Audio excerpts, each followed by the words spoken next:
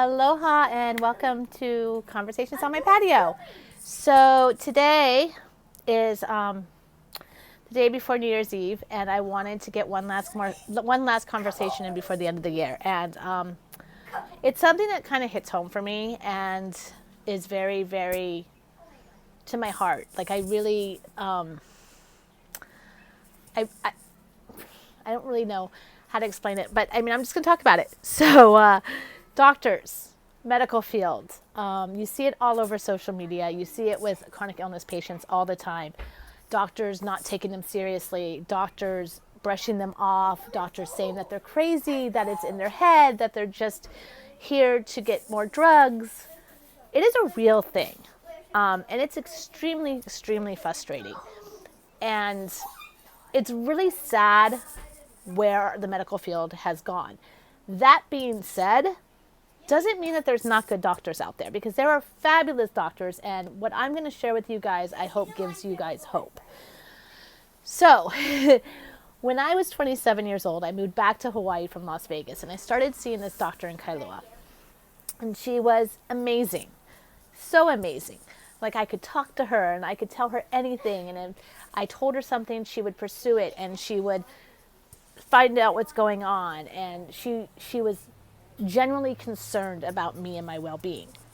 About a few years later, I moved to town, and coming back to Kailua, it's about a 20 to 30 minute drive from town on a good day. On a bad day, it can take longer. So I decided for convenience to switch doctors, because it was really challenging to be working full-time and trying to get back to Kailua for doctor's appointments. So I decided to switch to a doctor in town. And it just began about I would say almost a 10-year journey, if not longer, probably close to like 15-year journey of having bad doctors, of having doctors that rush you in and rush you out. And having doctors that you say, this is what's going on with me, and they look at you like you're crazy. Or they say, no, all your labs are fine, nothing's wrong with you. Let's fast forward to 2018. 2018, I was at my heaviest weight. I had extremely high blood pressure. Every time I went into the doctors, my blood pressure was super, super high. And I was going to an older doctor, and he was like, okay, well, let's run some tests and see what's going on. So he ran blood tests. He even gave me a sleep apnea test because I was having issues in my sleep. And after everything came back, his big diagnosis was you're fat, lose weight. I mean, he said it a little nicer, but that's pretty much what he said. You're overweight, you need to lose some weight. If you lose weight, everything will get better. So I kind of gave up because it was very frustrating, because I knew deep down in my heart that something was going on. I didn't know what. I knew I was overtired. I knew I was in pain a lot. I knew I couldn't lose weight no matter how much I tried. I mean, I was hiking so much and I still could not lose weight. And so there was all this stuff building up, and I was like, okay, well, what about my thyroid? Is it a thyroid problem? He was like, nope, you're just overweight. Okay, is it this? Nope, you're just overweight. And it just got really, really frustrating. So I just quit going. I just gave up. And in 2019, January 2019, February, we moved back to Kailua. And I really saw this as an opportunity to go back to my doctor here that I loved and adored. And thankfully, my mom was going to her. And because I was a previous patient, she was super awesome with getting me back in to see her. The problem I made the appointment in February. So my initial appointment with her was supposed to be in March. Had to cancel because of work reasons. We postponed till April. Had to cancel again because of work reasons. We canceled to May again because of work reasons. I had to reschedule. I finally got in to see her in July. And the first thing out of her mouth when she walked into the room was, we need to get your blood pressure under control. We need to find out what's going on with you, because your blood pressure is out of control. She saved my life, you guys. She literally, because she looked at the big picture of everything and knowing me from 15 plus years ago, looked at me and said, yeah, you know what? You're right. Something's wrong with you. Let's figure it out. And within a week, she had diagnosed me with chronic kidney disease. She fought to get me into the best kidney specialist on the island.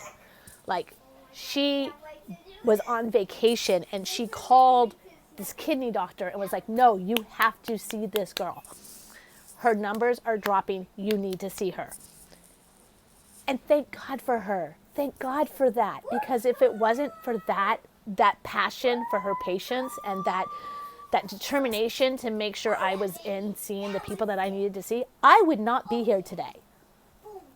And I firmly believe that. I firmly believe that had I not gone back to her and I went to any other doctor, I would not be sitting here today. She saved my life. So there are great doctors out there. There are amazing doctors out there. They are so hard to find.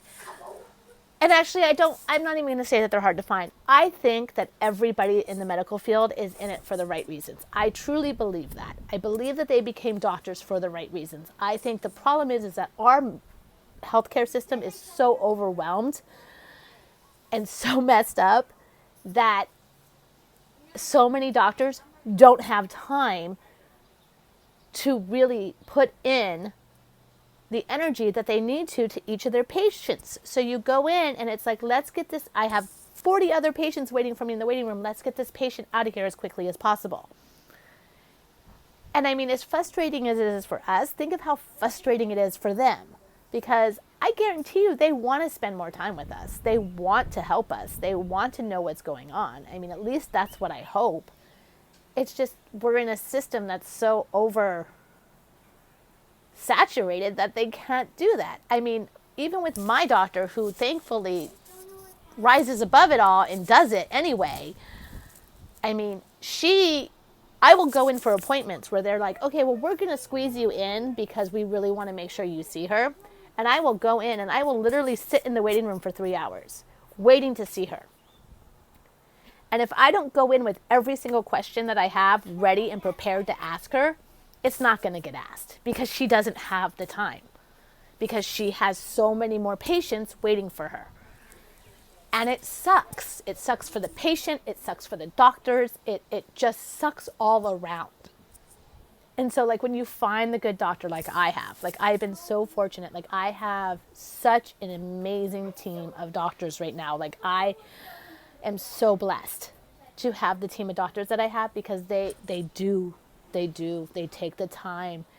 I mean, my kidney doctor has taken the time to get to know me, and he has put time and he's invested in me. Like he has put energy into me. I mean, he has recommended me to things and sent me to other specialists that have been amazing. And I am blessed. I am blessed to have an awesome team behind me. And it makes me advocating for myself so much easier. But so many people out there are not this blessed and they are not this fortunate, and it sucks. And it's so heartbreaking. It's so heartbreaking when you hear people tell their stories of how they're being dismissed or they're being told they're crazy because, I mean, we know our bodies. We know when something's not right. We know when things aren't clicking together. And on a whole, when we're in pain, we're really in pain. We're not making it up. And yes, don't get me wrong. I know there's people out there that do. I've known people out there that do. But not everybody's like that.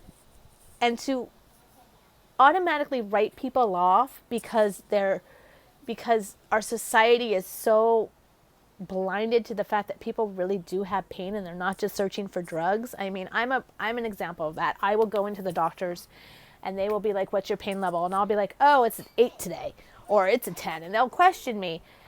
But I don't even want pain medicines because 1, I can't take them because of my kidneys. And 2, pain meds don't do anything for me. Like they do nothing. Like I've been on Percocet, I've been on Vicodin, I've been on Oxycontin, I've been on all those pills. They do nothing. So why would I take them? They don't even take away the pain. Like, the pain's always still there. So I just deal with it. Like, I deal with it.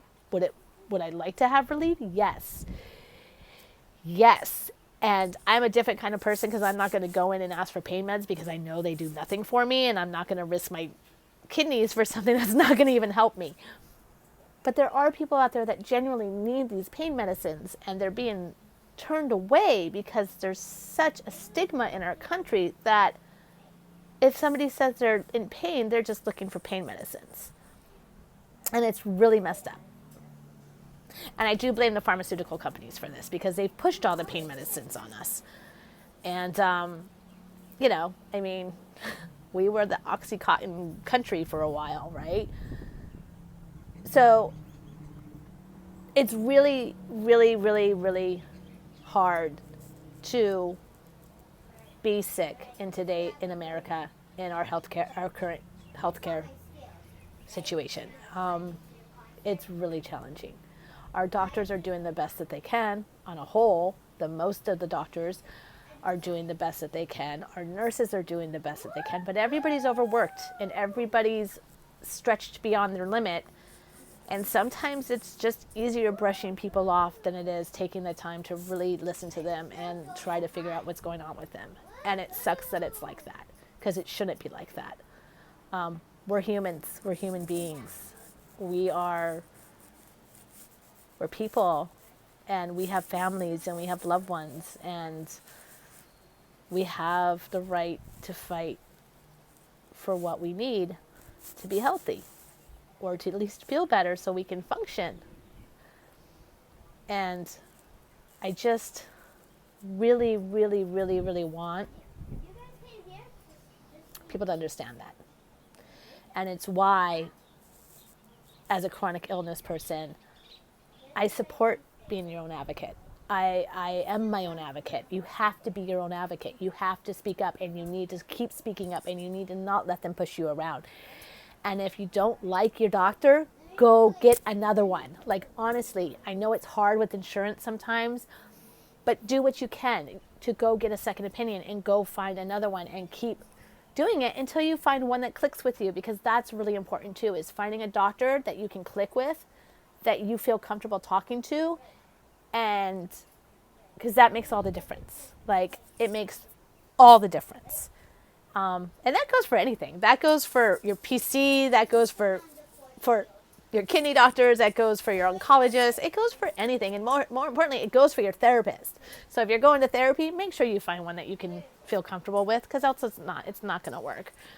But yeah, so yeah, I think that, like I said, on a whole, they're there for the right reasons. Sometimes they just need to be reminded what those right reasons are.